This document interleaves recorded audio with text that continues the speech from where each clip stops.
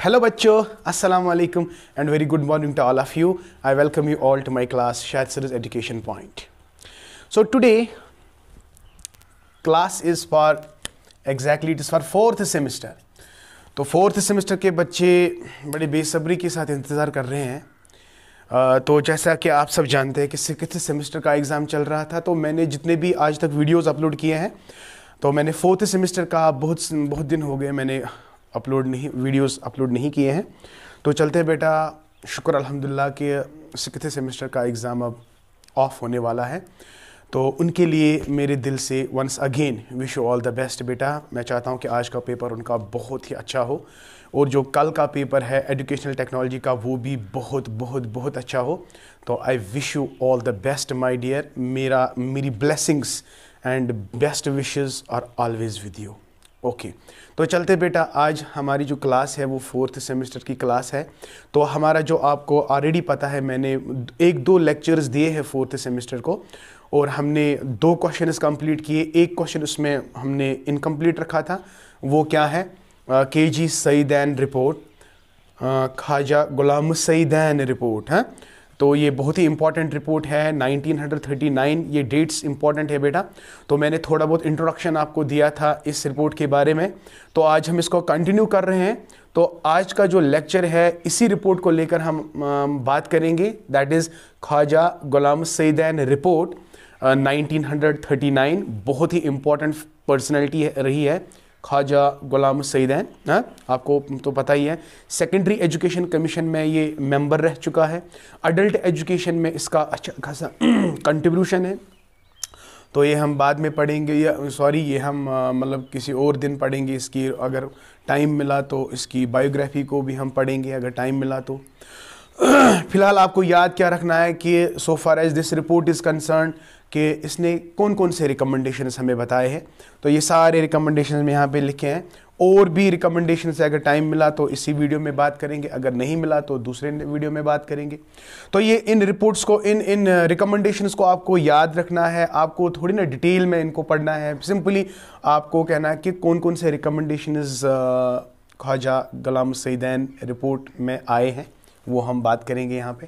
तो सबसे पहला पॉइंट आप देख रहे हैं, क्योंकि मैंने आपको ऑलरेडी कहा है कि जो ये रिपोर्ट है इसका जो प्राइमरी एम था, किस तरह हम एजुकेशन फैसिलिटीज़ को, यानी एजुकेशन को डेवलप करें, किस तरह इस इलिटरेसी को हम ख़त्म करें।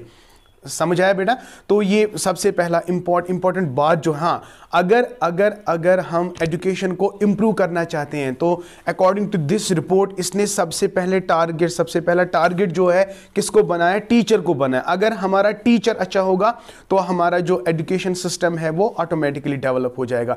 इसलिए गवर्नमेंट ऑफ इंडिया को ये सोचना है कि हम पहले ज़्यादा इंपॉर्टेंस दें टीचर को, क्योंकि teacher is basically the pillar of the education. अगर टीचर नहीं होगा तो बच्चों को मतलब पढ़ने में बहुत सारी प्रॉब्लम्स आती हैं। ये तो सबको पता है, ठीक है। तो other things are also important, but मैं कह रहा हूं कि according to this report he gave much importance to the teacher. तो आप पहला ही रिकमेंडेशन आप देख सकते हैं, इसने बात की है there must be the proper staff. There must be what, proper staff. देखिए, अकॉर्डिंग टू सईदानिस रिपोर्ट, जब उसने पूरी तरह से एनालाइज किया जो JNK की एजुकेशन को, इसको लगा कि बहुत सारी कमियां हैं, उन कमियों को इसने पिन पॉइंट किया, वही रिकमेंडेशंस में रखे। तो पहला पॉइंट था कि जम्मू एंड कश्मीर की जो एजुकेशन है, it lacks proper staff. So we have to keep in consideration, first of all, अगर हम एजुकेशन सिस्टम को डेवलप करना चाहते हैं तो there must be proper staff. तो खाली आपको पॉइंट याद रखना है, इसको डिस्कस नहीं करना है भाई। सिंपली कल क्वेश्चन आएगा, according to which report proper staff must be the recommendation of, ये क्वेश्चन आ सकता है। तो प्रॉपर स्टाफ जो है, it is the recommendations of KG Saiyidain's report, right my dear. Number 2, proper equipment. यहां पे प्रॉपर इक्विपमेंट का मतलब है infrastructure. Are you getting my point? देखिए बेटा, बहुत सा, अगर हम आज भी बात करेंगे ना, आज प्रेजेंट डे की बात करेंगे, बहुत सारे ऐसे स्कूल्स हैं, अगर हम हायर सेकेंडरीज और सेकेंडरी स्कूल्स की बात करेंगे, वहाँ पे वेल एस्टेब्लिश्ड लैब्स की बात तो अलग है, छोड़ो, मतलब छत, स्कूल का छत तक नहीं है। तो अनफॉर्चुनेटली तो यही बात कह रहा है कि प्रॉपर इक्विपमेंट अगर नहीं होगा तो बच्चे का जो इंटरेस्ट है वो कहां लगेगा स्कूल में। तो when there is proper equipment, then when there is proper setup, तो ऑटोमेटिकली बच्चा जो है, बच्चे के जो पेरेंट्स जो है वो मोटिवेट हो जाते हैं कि हम अपने बच्चे को इस स्कूल में भेजें। समझ आया? तो मुझे यहाँ पे डिस्कस नहीं करना है। I am not going to tell you the philosophy of education, no. तो यहाँ पे proper setup and proper equipment, ये बात किसने करी है? ये बात करी है केजी सईदैन ने। समझ आया बेटा? Very good. आफ्टर दैट इसने टीचर को मतलब टारगेट बनाया है। टीचर को अगर हम चाहते हैं कि हमारा एजुकेशन सिस्टम मतलब डेवलप हो जाए तो टीचर को के लिए बहुत सारे रिफ्रेशर कोर्सेज रखें ताकि इससे टीचर की ट्रेनिंग खुद डेवलप हो जाए। When teacher is well developed, अगर टीचर ही अच्छा बंदा है, टीचर में टीचर स्किलफुल है, हम अभी भी जो रिफ्रेशर कोर्सेज है, these courses are meant for the teachers training. तो ये रिफ्रेशर कोर्सेज रखने चाहिए किनके लिए? टीचर्स के लिए, ताकि वो पहले सीखे कि हमें क्या करना है, तब जाके वो अपने एजुकेशन सिस्टम को संभाल सकते हैं। तो refresher course is one of the important part at what part, one of the important thing at what part, at the teachers and at the teachers part, right.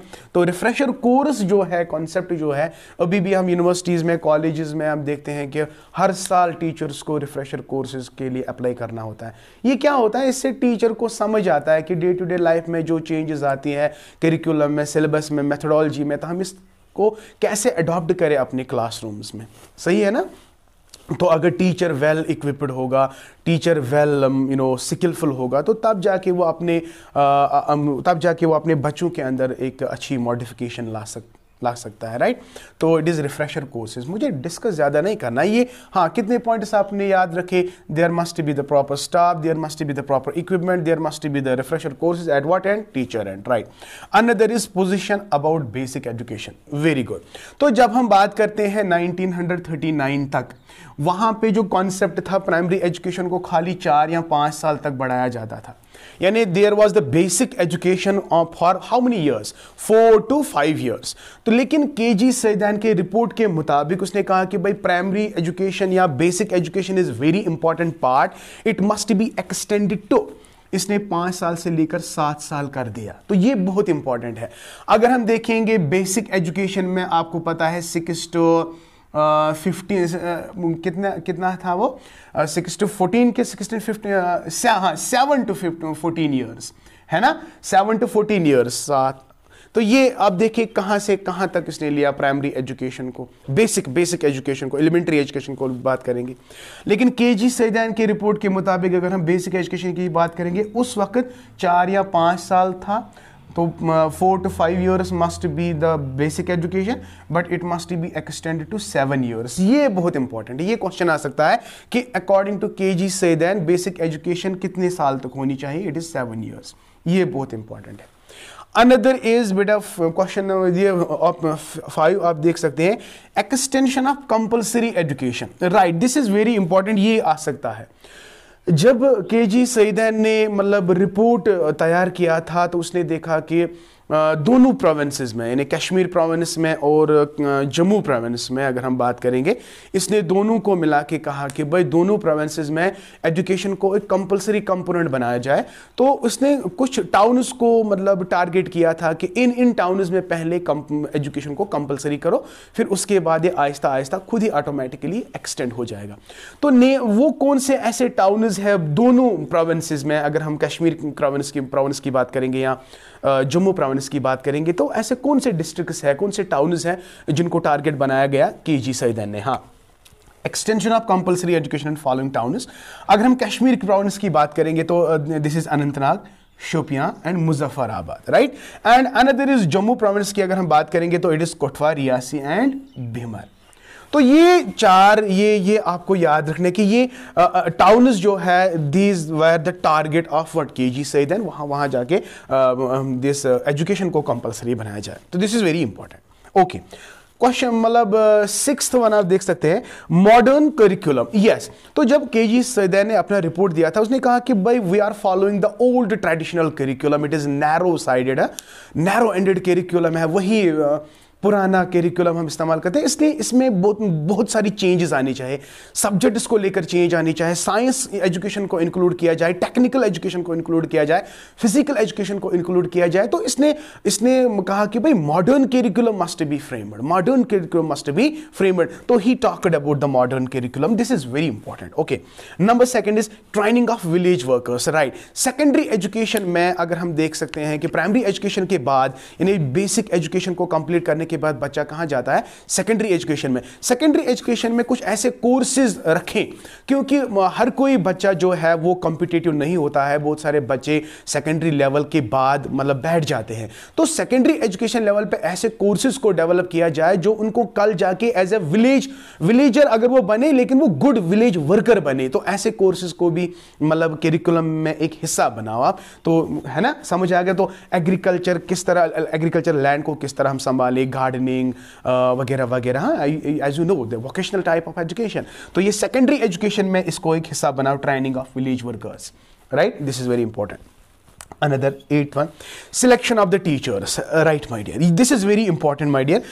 Teacher की selection कैसे की जाए, देखिए अगर हम इसकी रिपोर्ट की बात करेंगे, हर साल एक एक टीचर को आप अपॉइंट करो 1 साल के लिए, 1 साल के लिए। फिर उस 1 साल के अंदर अंदर अगर टीचर की परफॉर्मेंस अच्छी रही तो उसका रिपोर्ट हायर अथॉरिटीज पे रखो, for what, for regularisation, for regularisation, right. यही प्रोसीजर था सिलेक्शन ऑफ द टीचर, यानी टीचर को जो हाईली क्वालिफाइड टीचर्स थे उनको इंटरव्यू किया जाता था, लेकिन उनको अपॉइंट किया जाता था खाली 1 साल के लिए। ये मैंने नहीं लिखा, लेकिन मेरी बातें बेटा याद रखो।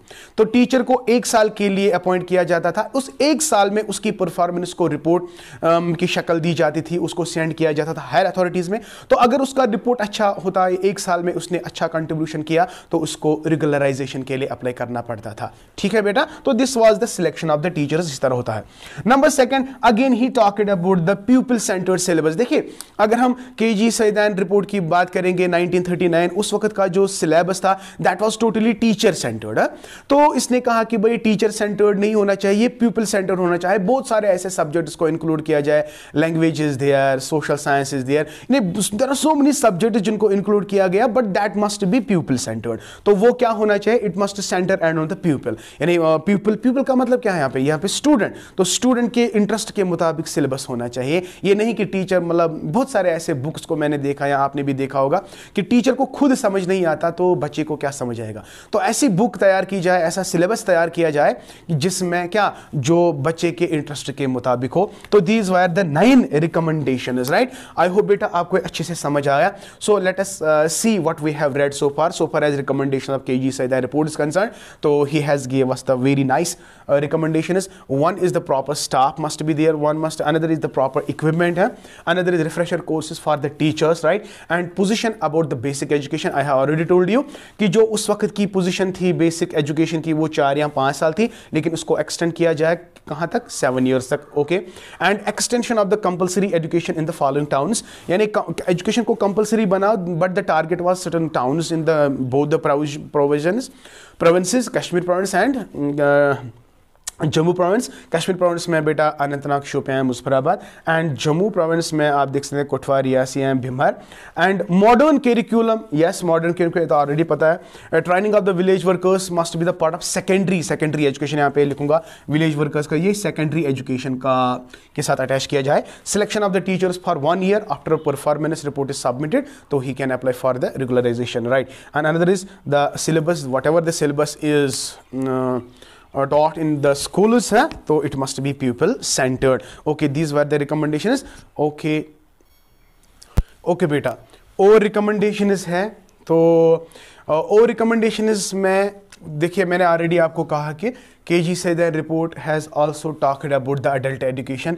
देखो in order to completely eradicate the illiteracy from the country, from the state, तो adult education must be the target, right. तो तभी तो मतलब हमें सब सेक्शंस को कंसिडर करना है अगर आप इलिटरेसी को हटाना चाहते हैं, तो adult education is also one of the option, right. Another is, हाँ ये बहुत इंपॉर्टेंट है, expansion of education facilities, expansion of educational facilities. देखिए according to the KG Saidan report, every year 20 primary schools and 4 middle schools must be established. This is very important. every year 20 primary schools and 4 middle schools every year must be established. ये किसका report है? KG सैदान का report है. Number second, so far as the medical checkup of girl child is concerned, there must be a lady teacher appointment. हाँ, this is very important. So medical help के लिए there must be the appointment of the lady doctor who can serve the girl child. There are so many problems with the so there must be the lady teacher. Another is religious education must be given importance. इससे क्या होगा कि अगर हम 1939 की बात करेंगे, जो parental attitude था that was more cling towards the religious education, right? तो अगर हम रिलीजन एजुकेशन को पार्ट ऑफ द एजुकेशन बनाए, इससे हमारा एनरोलमेंट रेज हो सकता है. तो ये केजी सईदैन का कहना है. This is religious education. Another there must be the position of schools of art and craft. Art and craft must be the part of the education, ये भी उसने कहा.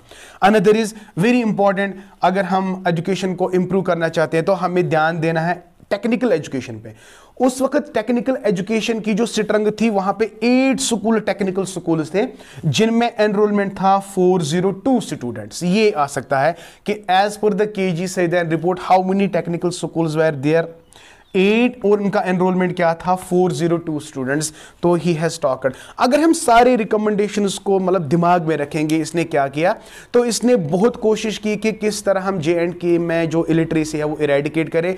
तो J&K की एजुकेशन, J&K में जो इलिटरेसी है उनको इरेडिकेट करने के लिए क्या क्या जरूरी है, इसने टीचर को टारगेट बनाया, करिकुलम को टारगेट बनाया. तो vocational education, technical education, in fact he has talked a comprehensive report, he has made a comprehensive report. तो कॉम्प्रिहेंसिव, ये सारे टर्म्स आ गए जिसकी वजह से हम पूरी तरह इलिटरेसी को खत्म कर सकें और हम अपनी एजुकेशन फैसिलिटीज को बढ़ा सकें. So these were the important recommendations of Khwaja Ghulam Saiyidain report, one of the biggest and one of the important landmark report so for J&K history of education is concern है, right. So this was all about KG Saiyidain's report. So tomorrow I will come up with another video, that is Sharp committee भी हो गया, KG Saiyidain report, तो Kazmi report and भगवान शाही report. अब ये 2 lectures, ये 4 lectures में कंप्लीट होगा. इसके बाद बेटा after completing these 4, after completing these 4 units completely, तो मैं अब हर किसी यूनिट को लेकर हम 15-15 क्वेश्चंस करेंगे, ठीक है, या 15 से ज़्यादा, देखते हैं इंशाल्लाह. अल्लाह की मर्जी जो होगी तो वो होता रहेगा, लेकिन आपकी क्लास अब इंशाल्लाह कंटिन्यू होगी. हाँ, तो बहुत सारे बच्चे ये कह रहे थे सर ECC का क्लास आप कब दोगे. मैं इंशाल्लाह मैंने आपसे प्रॉमिस किया कि हर कोई, मतलब चाहे ECC हो या आपका कोर पेपर हो, I am going to complete your all syllabus. ये शाहिद सर का वादा है आपसे, ठीक है. Just what I need from your side is your support.